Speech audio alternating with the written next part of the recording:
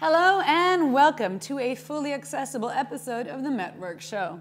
With over 10 million people with a form of disability in the UK alone, our team goes behind the scenes to talk to the people who care for them. On the show today, we have Gregory Andrews, a carer, and Sister Michelle O'Gorman from Emergency Care West Hertfordshire Trust. But first, our team of reporters went to Kingston Hospital to talk to the head of A&E, Mairead McCormick, who has experience in dealing with disabled people and their carers too.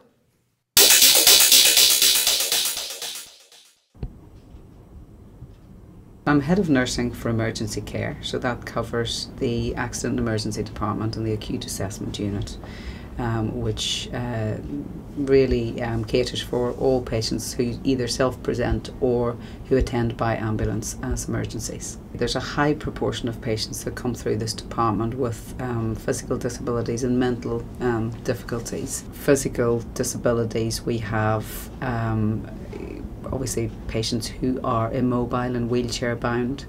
We have patients who are completely bed bound and need full impact and full care needs. Sometimes you get someone with physical difficulties and learning disabilities combined. We do have a lot of patients who are wheelchair bound or who are bed bound, so that they can't physically move. There is a lot of red tape and there's a lot of process to go through. Process is good because you need a governance structure and you need to be governed by certain laws, but laws can sometimes slow things down, and sometimes we find it difficult to get hold of the right people.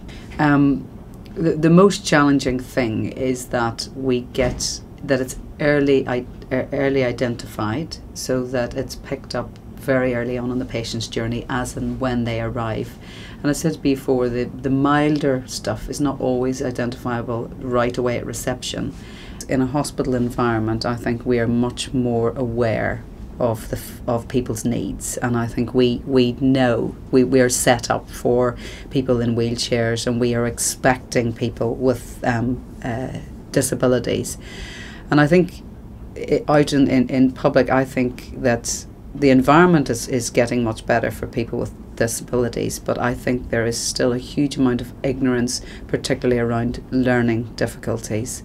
And it still makes me feel very sad when you see people making fun of people with learning difficulties. That's very interesting. Hello to my guests. Thank you guys so much for joining us today, Michelle and Greg. Greg, the first question is to you. Can you tell us a bit about when you had to care and when you care for your mother? Sure, yeah.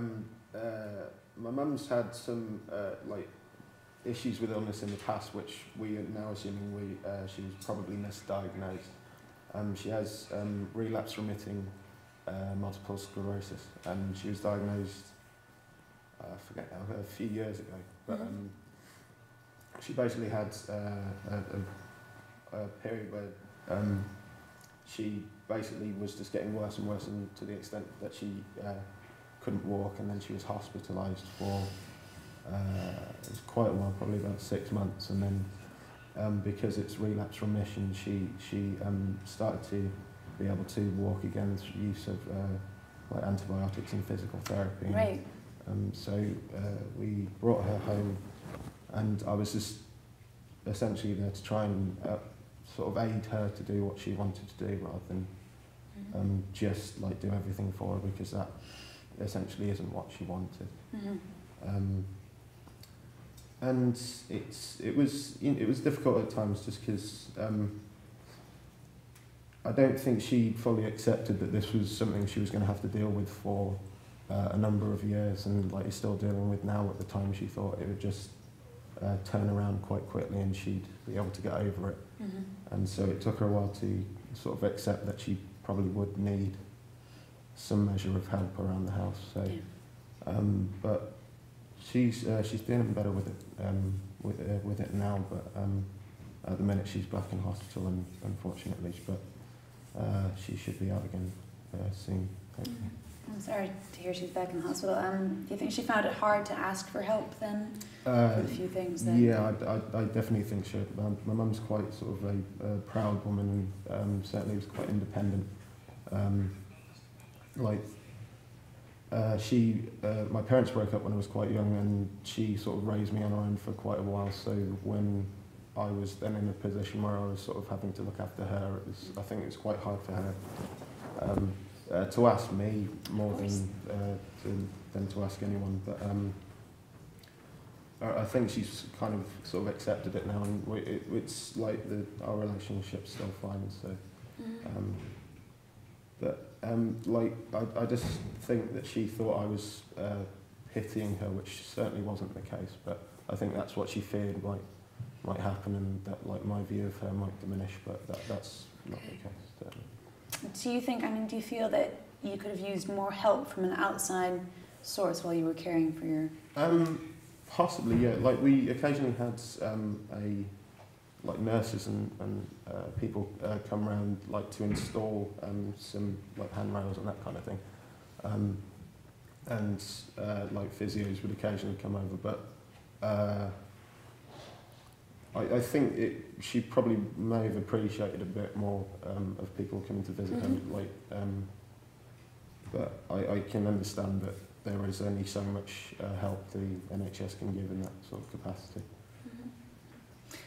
Michelle, have you always had a calling to help those less able than yourself? Well, I suppose so. I've always wanted to nurse, and I've made a career of nursing, so it's always been a positive thing. But apart from when you're kids, you always go through how many different things you want to do, but nursing has always been one of my niches, sort of thing, something I enjoy doing. And you're happy? Yeah, I'm happy in nursing, yeah. Fantastic. Run us through a day-to-day, a typical day at the Hertfordshire Trust. Well, I work in A&E, so you can never predict what you're coming onto. So usually what I do is when we go in, I see what staff we have. We allocate staff to different areas because we cover 4 or 5 areas with different variations of what's wrong with each patient, from minor injuries, major illnesses, through to resus. And then we've got an overnight stay ward as well. So you allocate nurses accordingly, and you see what your workload is. And what I mean by workload is you see what patients you have in the department and how sick they are, and you prioritise. And then you deal with ambulances coming in and what's wrong with each patient. And you allocate accordingly where they need to go, what beds they need, what treatment they need. And you just... It's kind of like shuffling cards sometimes, but a patient is at the root of your priority, and it's making sure they get the correct care and the correct needs that they need, sort of thing. It's not always easy because there's always pressure with beds and there's pressure with resources, but that's an everyday battle. Is it at all tricky when somebody with a more severe disability comes in? It can be, but we have a setup. We try and prioritise. We have got a local unit which has mentally and physically disabled adults, and a lot of them are profoundly disabled, and we have a good relationship with them. So if we know they're coming, they usually phone in advance. If there is a medical emergency, and we try and prioritise and get them through quicker. You prepare? Yeah, we try. It's not always possible, but we do our best. And the majority of the time we do get them seen quickly and get them sorted, because their staffing levels go down, obviously, in the unit, because they have at least 2 members of staff, 2 or 3, depending on what's wrong with each individual. They're taken away from that unit, and they're bringing the patient to us.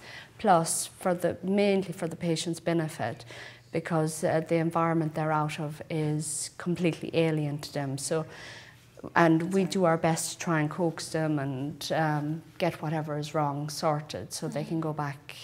But when we see them coming through the doors, when they come through, we do try and make it as comfortable as possible and try and keep it. I mean, we don't isolate people that are physically or mentally disabled. We try and make it